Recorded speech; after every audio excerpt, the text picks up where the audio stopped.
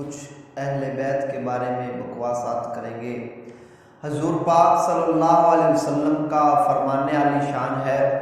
حضور نے فرمایا، اے علی، تیری مثال ایسے ہے جیسے حضرت عیسیٰ علیہ السلام کی تھی کہ ان کو بھی دو گروہ ہو گئے، ایک نے تو خدا کا بیٹا مان لیا اور دوسرے گروہ نے ان سے بغض رکھا۔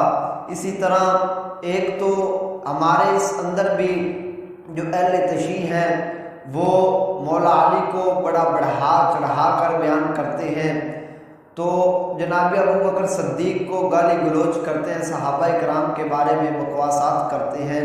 ارے بھائیو، تم صحابہ کے بارے میں بکواس کرتے ہو، میں ایک مثال دیا کرتا ہوں کہ جب بندہ جو کیچڑ ہوتا ہے اس میں اپنا پاؤں مارتا ہے تو وہ کیچڑ اس کے اوپر ہی آتا ہے۔ ارے ان کی شان تمہارے گھٹانے سے گھٹ نہیں سکتی، وہ تو حضور پاک صلی اللہ علیہ وسلم کے پہلو میں سوئے ہوئے ہیں۔ تو آپ کو یہ بھی پتہ ہونا چاہیے کہ جب سیدہ فاطمہ الزہرا سلام اللہ علیہا آپ نے وصال فرمایا تو آپ کا جنازہ بھی جناب ابو بکر صدیق رضی اللہ تعالی عنہ آپ نے بڑھایا تھا۔ صحابہ کرام اور اہل بیت آپس میں محبت کرتے تھے۔ آج یہ جو رافضی حضرات ہیں یہ صحابہ کو اور اہل بیت کو آپس میں جھگڑاتے ہیں۔ بھائی وہ ان کے معاملات تھے، وہ وہی جانے، ہم کیوں اس بحث میں پڑے؟ تو خدارا اپنے حال پر رحم کرو، صحابہ کی بھی شان بیان کرو، اہل بیت کی بھی شان بیان کرو۔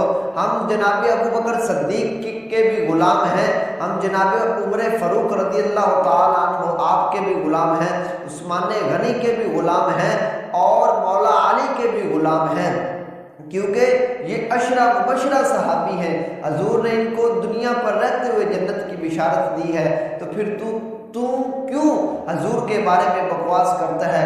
کبھی کوئی کالا بکرا اٹھ کر جناب ابو بکر صدیق کے بارے میں بکواسات کرے تو ان کو سوچنا چاہیے، بھائیو ان کی مجالس میں نہ جاؤ، خدارہ ان کی مجالس میں نہ جاؤ، کیونکہ یہ ایسے حضرات ہیں جو صحابہ کو برا بھلا کہتے ہیں۔ امی جی عائشہ صدیقہ رضی اللہ تعالی عنہ آپ کے بارے میں بکواسات کرتے ہیں، تو میں آپ سے ہاتھ جوڑ کر یہ بات کر رہا ہوں کہ ان کی محفلوں ان کی مجالس میں نہ جاؤ۔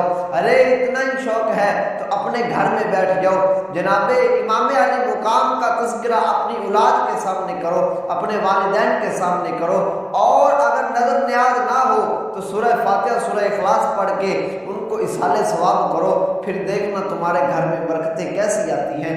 تو عزیزان گرامی قدر، یہ جو کالا بکرا یہ جو شیعہ حضرات ہیں، یہ جو روافض حضرات ہیں، یہ صحابہ کو بکواسات کرتے ہیں، ان سے بچنا چاہیے۔ اس دور کا سب سے بڑا فتنہ جو ہے یہ ایک تو قادیانیوں کا فتنہ ہے اور دوسرا ان روافض کا فتنہ ہے۔ یہ رافضی یہ شیعہ حضرات ہمارے اوپر ایسے مسلط ہو رہے ہیں کہ جیسے کہ جب بندہ کوئی بیمار ہو جاتا ہے تو اس پر بیماریاں مسلط ہو رہی ہوتی ہیں۔